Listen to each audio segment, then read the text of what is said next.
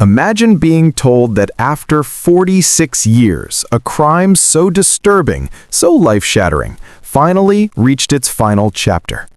And imagine learning that the man at the center of it all, someone who'd been tried 3 different times, ended his life on death row with a single word: no. That one moment, one sentence, was the last thing Bryan Frederick Jennings gave the world before the state of Florida carried out one of its most controversial executions of the year. But the real story? It didn't start in the death chamber. It started in a quiet house on Merritt Island in the early morning darkness of 1979 with a sleeping 6-year-old girl who never woke up again.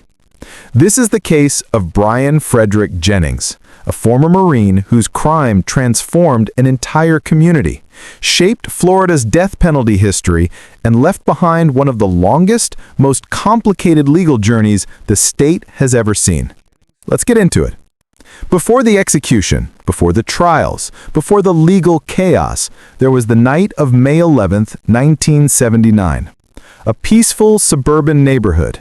A 6-year-old girl named Rebecca, or Becky, Kunash, asleep in her bedroom.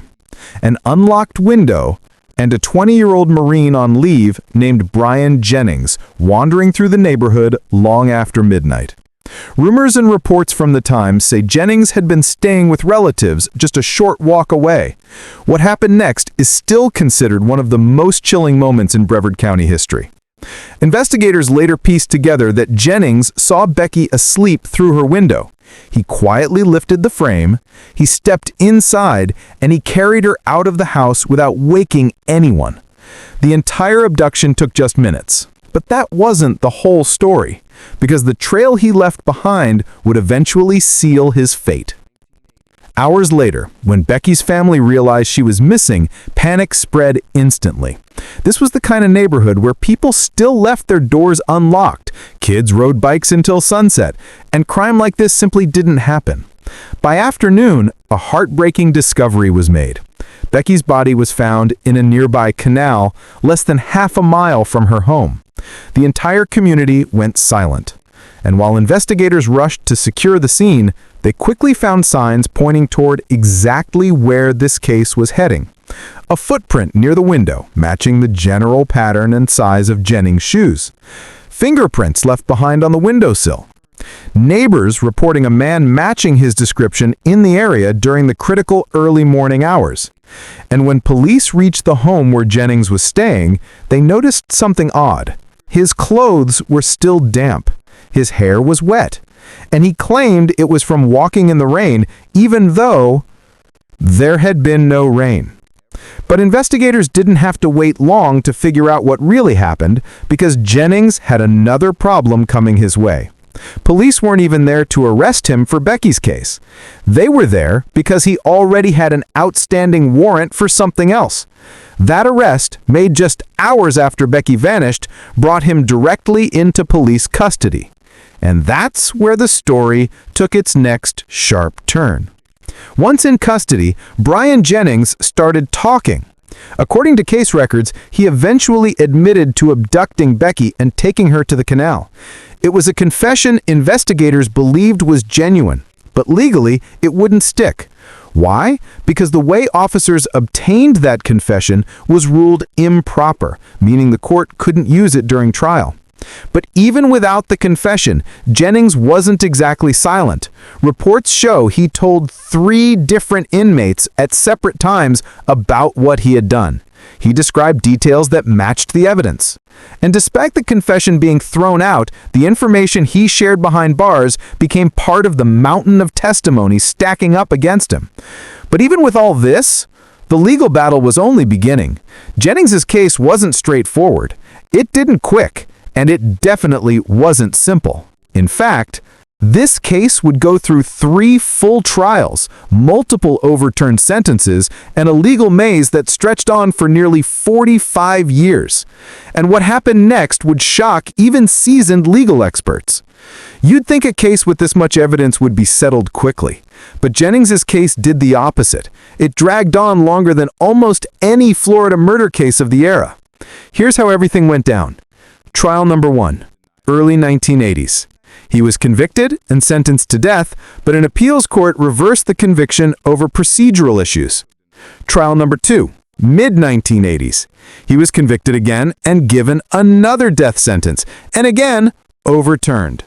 The courts ruled certain aspects of the proceedings improperly handled. Each time, Jennings' legal team found something to push the case back into the system. Trial number 3, 1986.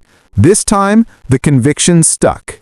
He was sentenced to death for first-degree murder, felony murder, kidnapping, sexual battery, and burglary. This final sentence became the one that kept him on death row for nearly 40 years. But even after that, the case didn't stop moving. Jennings filed appeals for decades, claiming issues with representation, due process, and violations during earlier phases of the investigation. Organizations opposed to the death penalty petitioned for a delay, pointing out that Jennings went months without legal counsel right before his execution warrant was signed. But the state pushed forward. And in 2025, after all the appeals were exhausted, the governor's signature sealed Jennings' fate. His execution date was set for November 13, 2025. What many people didn't realize, though, was that this execution wasn't just about one case. It was part of something much bigger happening in Florida at the time. In 2025, Florida wasn't just carrying out executions, it was breaking records. Governor Ron DeSantis had signed off on more death warrants in a single year than any Florida governor since the death penalty was reinstated in 1976. By the time Jennings' execution approached, he was set to become the 16th execution of the year. If the 2 executions scheduled after his went forward, Florida would hit 18 executions in 1 year, an unprecedented number.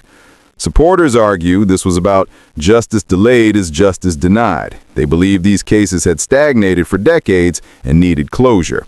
Opponents argue the system was too rushed, too aggressive, and didn't give inmates enough time to pursue appeals.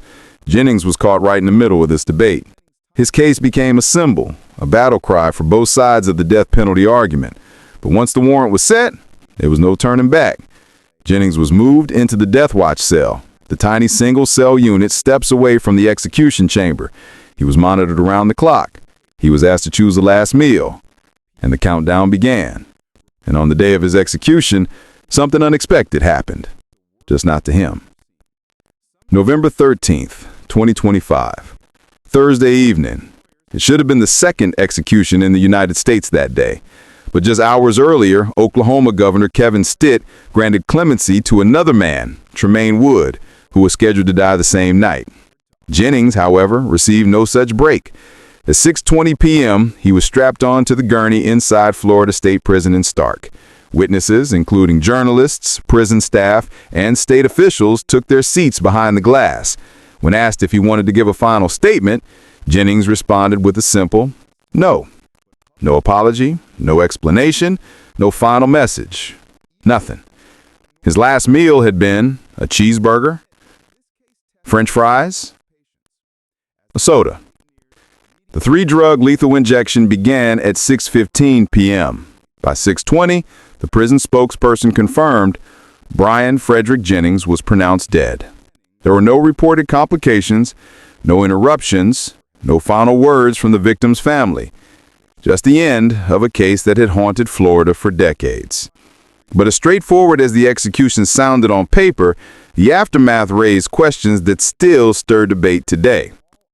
Even after Jennings' execution, the case continues to ignite conversations. Some people argue justice was finally served after 46 years.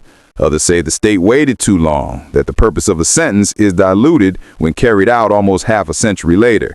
And advocacy groups insist Jennings' execution should have been halted due to the gaps in his legal representation leading up to the warrant. But one thing is certain. The victim's family lived with this tragedy for more than 40 years. Governor DeSantis often referenced cases like this in defending his stance, saying families carry a weight for decades and that executions like Jennings are meant to bring some form of closure. Whether closure was truly possible, only the family knows. But the case of Bryan Frederick Jennings stands today as one of the most controversial, deeply discussed death penalty cases in modern Florida history. Jennings lived longer on death row than his victim ever had the chance to live. He went through trials, appeals, overturned sentences, legal chaos, failed petitions, and finally execution. The case leaves behind questions about justice, timing, fairness, and closure, and a reminder that some crimes can haunt a community for generations. And even though Jennings said nothing in his final moments, the silence itself left a louder echo than any last-minute statement ever could. Because sometimes, the most unsettling ending is no ending at all.